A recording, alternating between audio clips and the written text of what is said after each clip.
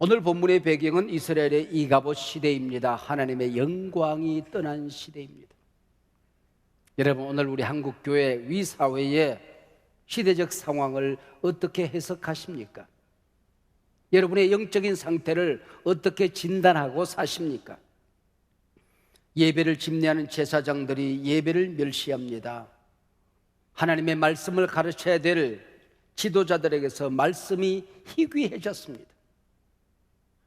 인터넷마다 방송마다 교회들마다 말씀의 홍수가 일어나고 있는데 정작 복음이 사라진 시대라고 진단한 것입니다. 하나님께 드려야 될 제물, 하나님께 드려야 될 영광을 중간에 가로챕니다. 가나안 제사의 음란 문화에 전념되어서 똑같이 성전에서 음행을 일삼습니다. 급기야 하나님의 임재, 법궤를 빼앗기고 아론 대제사장 가문이 종말을 고합니다. 이때 마지막으로 한 아이가 응에 태어납니다. 이 아이 이름을 이가봇이라. 그 의미는 하나님의 영광이 이스라엘을 떠났다, 하나님의 영광이 우리를 떠났다고 이름 짓습니다. 하나님의 법궤가 이방 땅에서 혼자의 능력으로 돌아옵니다. 돌아온 법궤를 아비나답 가정 기도처에 모신 지 20년 세월이 흘렀습니다. 법궤가 돌아왔는데도 하나님의 임재가 나타나질 않아요. 제사를 드리는데도 하나님의 영광이 나타나질 않아요. 블레셋의 압제 아래 모진 고난과 시련을 겪고 있었습니다. 민생 경제는 파탄에 빠지고 주변국들과의 갈등은 극에 달했습니다. 제사는 무너지고 거리마다 가정마다 우상들이 우글거렸습니다. 떠드는 사람들이 이러다가 망하겠다, 하나님을 사모하는 사람들이 한 사람 두 사람 일어납니다. 사무엘 선지자가 깃발을 듭니다. 모이자, 회개하자, 하나님께로 돌아가자, 우상을 제거하자, 우리가 하나님의 백성이라고는 이 자존감을 지켜내자. 미스바로 모이게 합니다. 온 백성이 미스바에 모여 회개하고 하나님을 구하는데 이 소식을 들은 블레셋 군대들이 얼씨구나, 모였단다, 저들 일망타진하자 일어섭니다. 기도하는 그 시간에 하나님이 친히 나가 싸우십니다.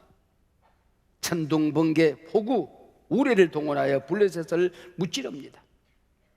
그리고 빼앗긴 땅을 다 찾습니다.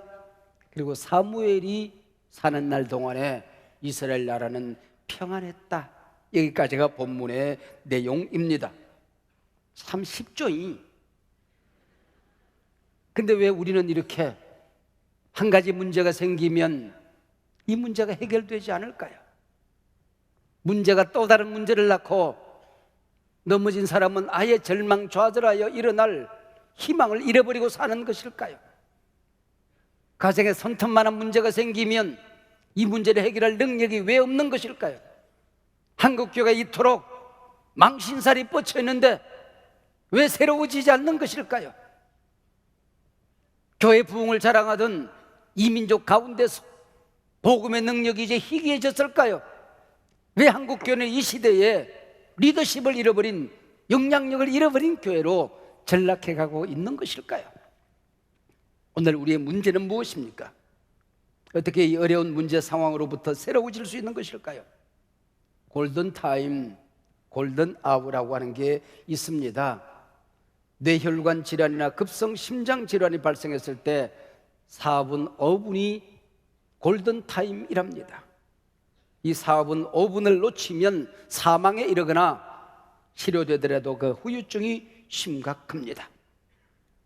그래서 우리의 로비청, 그리고 이 예배당 로비에 가면은 심장 충격기가 설치되어져 있습니다.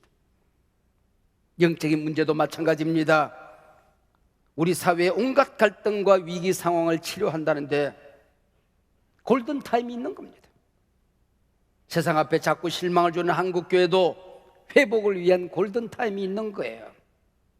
내가 하나님 앞에 서서 하나님 자녀로 살아가는 기회를 얻는데도, 내가 생기는 조그마한 구멍가게 하나를 새롭게 하는데도 우리 가정이 다시 하나님 앞에 복의 근원으로 일어서는데도, 우리 교회가, 한국 교회가 새로워지는데도 골든타임, 골든아워라고 하는 게 있는 것이요. 내년은 6.25 동족상잔 70년이 되는 해입니다. 이 70년 어간에 우리 한국 경제는 400배 성장이 일어났어요. 경제 선진화와 미국식 민주주의를 오롯이 이루었습니다. 한국 교회는 신흥 종교로 취급받다가 우리 사회의 제1종교가 되었습니다. 피선교 국가에서 세계 선교 주도 국가가 되었습니다. 지금 우리 사회가 앓고 있는 몸살은 모두 급성장의 후유증입니다. 어떻게 성장해야 되는지 성경적인 가치를 잃어버려 가며 복음의 능력을 잃어버려 가며 껍데기에 치중한 70년이 흘러간 것입니다. 잘 살아보세요. 잘 살아보세요. 우리도 한번 잘 살아보세요. 사회 분위기 속에서 예수 믿고 부자 되고 복받는 성공신앙, 이게 하나님이 주신 축복인 줄로 알았습니다. 이제는 예수 복음으로 다시 일어서야 할 때라는 겁니다. 그게 리이그나이트. 행복이 무엇입니까? 돈의 가치가 외에 행복이라는 정의가 생각나지 않습니다. 교회가 복음을 잘못 가르친 것이죠. 하나님께서는 430년간 노예 생활을 하던 그 불쌍한 백성들을 불러내 당신의 백성으로 삼으셨습니다. 당시 중동, 아니 세계를 정복하고 있던 이 이집트와 맞서서 싸운다는 게 노예 백성으로서 잽이나 될 일입니까? 근데 하나님께서는 모세 하나를 선택하여 바로와 싸우게 합니다. 이집트와 맞서 싸우게 합니다. 그리고 그 백성을 구원해냅니다. 홍해를 가릅니다. 광야를 지나게 하십니다.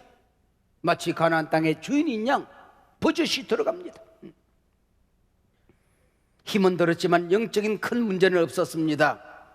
가나안에 들어가 보니 백성들이 물질적인 풍요를 누리고 있었습니다.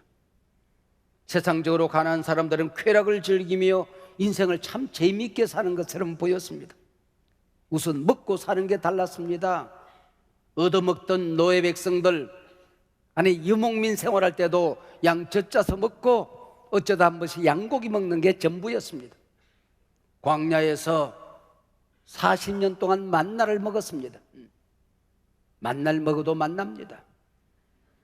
만나밥, 만나떡, 만나죽, 만나국수, 만나튀김, 만나를 먹어도 만나죠. 여러분, 덜큰한 빵 아니면 설탕을 40년 동안 먹어볼래요? 속이 너글너글했을 거예요. 가난한 사람들은 그냥 양고기만 먹는 게 아니라 올리브에 포도주를 곁들여 먹습니다. 만나는 하루가 지나면 부패 없어집니다. 가난의 농산물은 저장이 가능하고 재산 정식이 가능합니다. 유대인들은 40종한 오단벌을 가지고 살았습니다. 우와, 오단벌 가지고 40년 입어볼래요? 떨어지지도 않았어요. 그러나 가난한 사람들은 비단 옷에 짧은 머리 사시사철 유행 따라 옷을 입습니다. 제사 방식이 달랐어요. 유대인들은 양을 잡아 피비린내 나는 한가운데 서서 자신의 죄를 회개하며 제사를 드립니다. 근데 가나안 제사는 술과 춤, 그리고 신전에는 남사제, 여사제들과 어울려 춤을 춥니다. 음행이 사창꾼을 방불케 했습니다. 이스라엘 백성들은 가나안 문화가 부러워 죽겠는데 그거 부러워하지 말랍니다. 버리랍니다. 불태워 없애랍니다.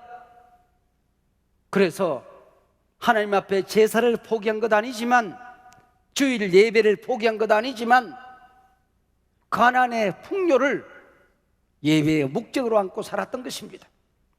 혼합 종교가 생기게 된 것이죠. 안식일엔 야훼 종교, 제사 신앙을 지켰습니다. 그러나 평일엔 그들로부터 농사법을 배웁니다. 이방신이 준다는 물질적 풍요를 숭배합니다. 현실적인 축복, 일시적인 순간적인 복과 하나님 앞에 받는 영적인 새로움을 혼돈하기 시작했습니다. 얼씨구나 그동안 즐기지 못했던 가나안의 음란 문화를 가나안 사람들보다도 더 앞장서 즐깁니다. 하나님의 은혜도 받고 바알과 아스다롯이 준다는 풍요와 쾌락도 누리며 살았던 게지요. 하나님 떠나고 제사를 멸시하고 말씀을 버린 결과가 무엇이었습니까? 하나님과 이스라엘 백성 사이에 다리가 끊어졌습니다. 하나님의 말씀을 선포하는데 하나님과 아무런 상관이 없습니다. 백성들의 귀가 막혀버렸습니다. 아론 제사장 가문이 종말을 구합니다. 하나님을 떠나 살면서도 법궤를 미신 종교 부적처럼 생각하고 전쟁터에 가지고 나갔다가 법궤를 빼앗겼습니다. 오늘 우리가 무엇을 잃어버린지도 모른 채 신앙생활하는 어리석은 우리의 모습과 얼마나 닮았습니까? 내 모습과 얼마나 많이 닮았습니까? 일주일 내내 바알신 아스다롯 가나안 문화에 젖어 삽니다. 안식일 제사 한번 드리고 하나님의 은혜도 받고 가나안의 풍요신의 혜택도 누리고 싶었던 것이죠. 하나님 없는 것처럼 세상에 살다가 주일 예배 한번 드리면 자신을 기특하게 생각합니다. 하나님이 복 주실걸? 요즘 세상에서 주일 지키기가 얼마나 어려운지 하나님은 잘 아실 거야. 나를 복 안 주고는 못 먹이실 거야. 예배가 미신 종교의 부적이 되어버렸습니다. 모든 분들이 다 그런 건 아닙니다만은 어떤 분들은 차 안에 성경책을 얹어 두지요. 운전석에 십자가 목걸이 걸어두면, 천주교 신자들이 묵주를 걸어두면 하나님이 사고도 막아주고 세상 일도 잘 될 것이라고 믿어서 걸어두는 분들이 있습니다. 만약에 그런 것이라고 한다면 십자가를 부적으로 전락시킨 것이지요. 여러분, 차 안에 거룩한 표식을 싣고 다닌다고 하는 것 두려운 일입니다. 나는 운전을 해도 질서를 지킵니다. 나는 친절하겠습니다. 나는 이 세상 걸어다니는 목적이 다른 사람입니다. 그 얘기 아니겠습니까? 세상 앞에 나는 빛으로 나는 한복판에 살아가겠습니다. 그 얘기 아니겠습니까? 이게 아니라면 미신이 된 것이지요. 하나님이 떠난 법궤는 만나 찌꺼기였습니다. 나무 작대기였습니다. 십계명 돌파는 길거리에 굴러다니는 돌멩이에 불과했던 것이죠. 고 함석헌 선생은 한국교회가 하나님이라는 우상을 버리지 않으면 하나님을 만날 수 없다고 얘기했습니다. 내 축복의 도구가 되어서는 아니 되는 것입니다. 하나님이 내 인생의 주인이 아니라 내 소원 이루어내는 수단이 되어서는 안 된다는 것이죠. 블레셋과의 전쟁터에서 노획물로 끌려갔던 법궤가 스스로의 힘과 능력으로 돌아옵니다. 그래 오늘 본문 7장의 문이 열려지면 회막에 있어야 할 법궤가 아비나답의 집에 거합니다. 이 당시에는 부잣집에 기도체가 따로 있었어요. 부잣집에는 제사장이 따로 있었습니다. 그래서 그 아들 엘리야사를 거룩하게 구별합니다. 거룩하게 구별했다는 얘기는 풀타임 사역자로 일만 하게 했다, 그 얘기입니다. 법궤가 이처럼 사당에 간 지 20년 이스라엘의 뜻있는 지도자들이 법궤를 그리워합니다. 하나님을 사모하며 부흥을 기다립니다. 성경은 말합니다. 내 입을 넓게 열라 내가 채우리라. 의에 줄이고 목마른 자가 복이 있다. 더구나 온 이스라엘이 함께 법궤를 그리워합니다. 한국교회가 함께, 우리 가정이, 온 식구들이 함께 새로우짐을 열망하며 하나님을 그리워하며 성령을 사모한다면 그게 부흥이 아니고 또한 무엇이겠습니까? 사무엘이 말합니다. 하나님께 돌아오려면 반쪽짜리 마음 가지고는 안 된다. 전심으로 돌아오라. 하나님을 이용해서 지금 내가 당하고 있는 문제, 어려움, 화를 면하고 일시적인 유익을 얻겠다는 탐심으로 돌아와서는 안 된다. 네가 그동안 믿고 살았던 바알을 버려라. 아스다롯을 철저히 버리라. 100%이지 하나님만 섬기라, 그 얘기입니다. 물질 만능주의, 쾌락주의, 성공신앙을 버리지 않고는 아무리 설교 들어도 이 성경이 미신이 될 수가 있는 게고, 하나님을 만나는 것과는 거리가 있는 게 그 얘기입니다. 하나님은 우리의 주인이십니다. 우리의 왕이십니다. 역사의 주인이십니다. 내 축복의 도구, 성공의 수단은 아닙니다. 여러분, 물질이 왜 나쁘겠어요? 하나님이 만드신 것인데, 하나님이 주시는 것인데, 이 물질로 우리 가정에 주시는 비전을 이루어냅니다. 하나님 나를 세웁니다. 교회를 세웁니다. 이웃을 섬깁니다. 얼마나 근사한 일이겠습니까? 그러나 물질을 위하여 하나님을 신앙을 이용해서는 안 된다는 겁니다. 너의 왕이 물질이 아니라, 만몬이 네 인생의 주인이 아니라 하나님이 나의 왕이시고 주인이시다. 우선순위가 달라져야 된다는 거예요. 사람의 제일 되는 목적이 무엇입니까? 하나님을 영화롭게 하는 것입니다. 하나님을 즐거워하는 것입니다. 즐거움이 왜 나쁘겠습니까? 어디서 즐거움을 찾느냐? 왜 기뻐하느냐? 이유가 다른 것이고, 찾는 장소가 다른 것이고, 너는 물이 달라야 되는 것이지, 기쁨의 이유가 세상 사람들과 똑같다고 한다면 그는 아스다롯 인계야, 그 얘기입니다. 그걸 버리라고 하는 것입니다. 이 잘못된 신앙에서 돌아서기 위해 하나님의 백성이 한 마음으로 모이는 것 대단히 중요합니다. 잘못을 회개하고 하나님께 돌아간다면 이건 엄청난 일입니다. 우리 교회, 우리나라 살려달라.